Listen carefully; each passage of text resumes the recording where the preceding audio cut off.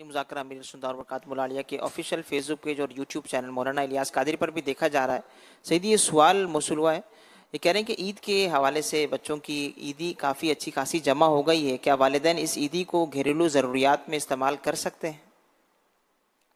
नाबालिग अब मोहताजी नहीं है तो मोहताजी में इस्तेमाल करेंगे, कर्ज की तरफ। अगर माँ बाप मोहताज हैं, इन्हें जरूरतमंद हैं, ऐसे कि उनके पास पैसे नहीं है, वो तो ऐसी जरूरत पड़ गई है, तो वो बतौर कर्ज, असल तो वालिद होता है इसमें, तो वालिद बतौर कर्ज ले ले या उसकी माँ को भी बतौर कर्ज दे दे, उसमें से ये सूरत बनेगी और फिर ये अदा करने होंगे। नाबालिग बच्चों के माल में तसर्रुफ करना, अपने इख्तियारात इस्तेमाल करना, ये जायज़ नहीं है। बच्चों के मसाइल बहुत पेचीदा और बारीक हैं और इसमें इब्तला आम जैसा ही है। आम तौर पे इसको केयर नहीं किया जाता। बच्चे की ईदी मिली, बच्चे को किसी ने खर्ची दी तो वो माँ बाप ने कब्जा कर लिया, नाबालिग बच्चा है, ये नहीं कर सकते। जो भी नाबालिग बच्चे की मिल्क में जो माल है ना, वो उसी का है। हाँ, उसको जमा करके रख सकते हैं कि बड़ा होगा दे देंगे या उसी पर खर्च करें बच्चे पर। इसे ना समझ बच्चा है तो उसको ईदी मिली तो वो रख ली और उसी बच्चे पर खर्च किया, है ना, तो सूरत ये जायज़ है।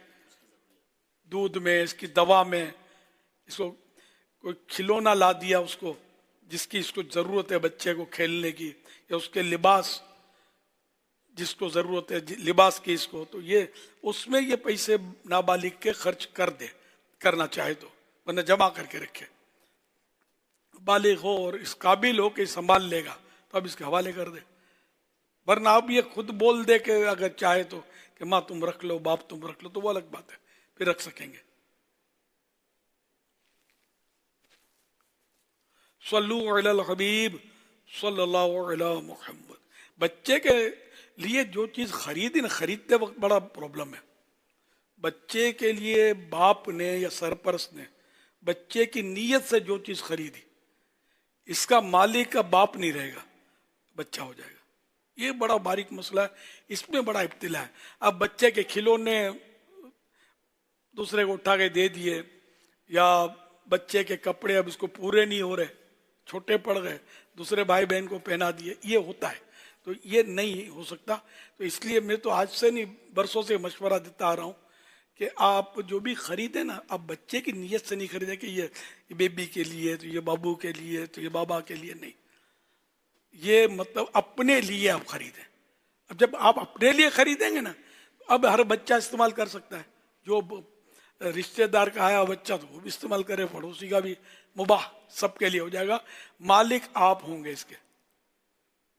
तो ये जो भी चीज़ खरीदे ना बच्चों के लिए, तो ये एहतियात अगर हो जाए ना तो मक्का मदीना हो जाए कि आप अपनी नीयत से खरीदें। बाप, और बाप नहीं तो सरपरस्त, ये उसका मसला है। माँ के लिए ये मसला नहीं है, क्योंकि ये सरपरस्त नहीं है। सरपरस्त की बारी आती है इसकी, लेकिन बाद में आती है। पहले तो बाप है, बाप फौत हो गया या ना रहा तो दादा है, तो इस तरह फिर भाई, चचा, तो यूँ कैटेगरी है, मतलब वो एक सिलसिला है, जंजीर है। तो माँ की भी इसमें बारी आती है, वो देर से आती है सरपरस्ती में। सल्लु अलल हबीब सल्लल्लाहु अलैहि मुहम्मद।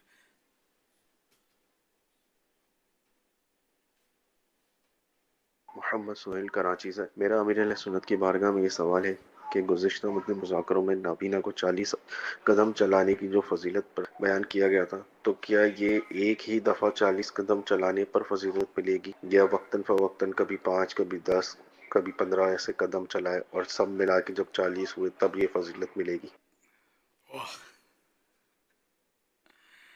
अल्लाह बेहतर जाने। हदीस में तो 40 कदम का लिखा है। अब यहाँ भी एक सवाल पैदा होता है जहन में कि या 40 मुराद है, 40, या थोड़े कदम मुराद है, कुछ पता नहीं।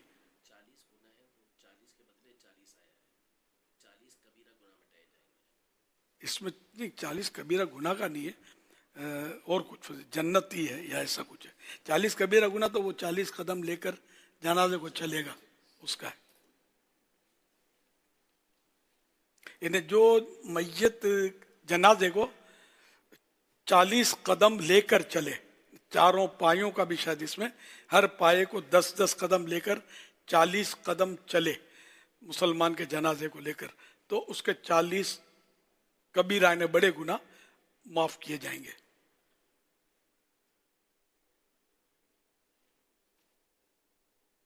صلو علی الحبیب صلی اللہ علیہ محمد.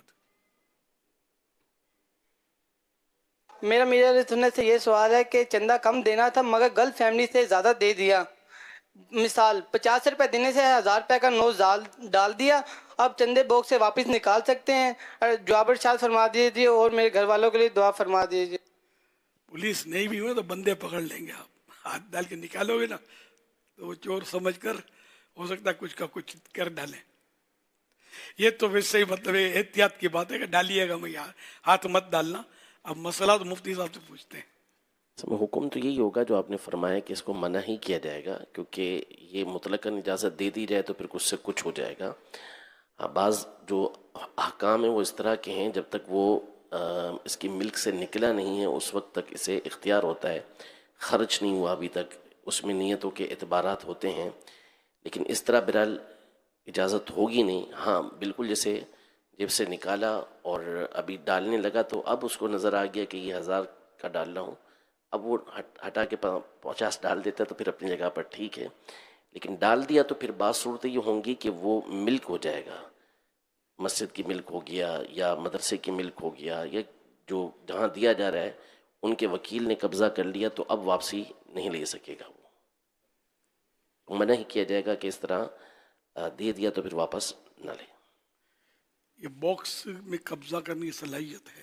اب باکس پھر الگ چیز ہو جائے گی، باکس پھر ایک الگ چیز ہو جائے گی. باکس میں چندہ باکس میں ہی ڈالتے ہیں نا، بعض اوقات وہ چولی پھراتے ہیں. جولی بھی پھراتے ہیں یا کسی کی ہاتھ میں بھی دے دیتے ہیں، ملک دے کر دیتے ہیں. میں نے صرف مثال دی ہے، تو ممکن ہے کہ کوئی اور صورت ہو.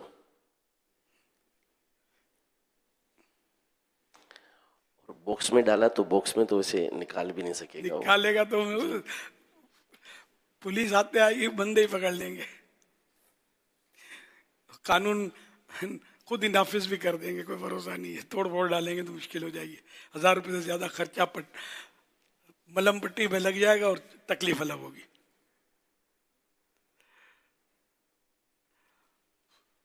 بڑا دل رکھ کر، مطلب یہ مشورہ ہے، مسئلہ اپنی جگہ پر ہے کہ باکس میں ڈالا تو ملک پر باقی رہے گا اس کی یہ. لیکن اب نکالیں گے تو ہاں اب ایسا ہے کہ متولی یا جو بھی اس کے انتظامیہ ہیں اس کو بات کریں تو وہ بھی آپ پر اعتماد کریں گے یا نہیں کریں گے. مسئلہ یہ نا کہ 1000 روپے کا نوٹ اس میں سے ہی ہے، ڈالا، کسی کو ڈالتے ہوئے دیکھ لیا ہوگا، میرا ہے یہ لو 50 روپے دیتا ہوں، 50 ڈالنے تھے، 950 کا نفع کر لے. تو سارے وہ بھروسہ کریں تو نا. صلو علی الحبیب صلی اللہ علی محمد.